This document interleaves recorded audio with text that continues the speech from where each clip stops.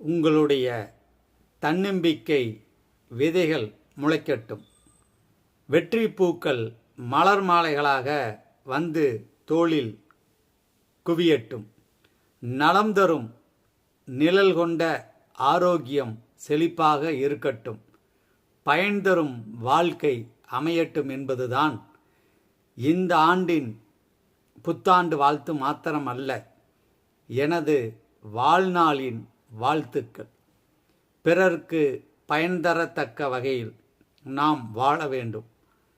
வாழும் தோறும் படித்து கொண்டே இருக்க வேண்டும்.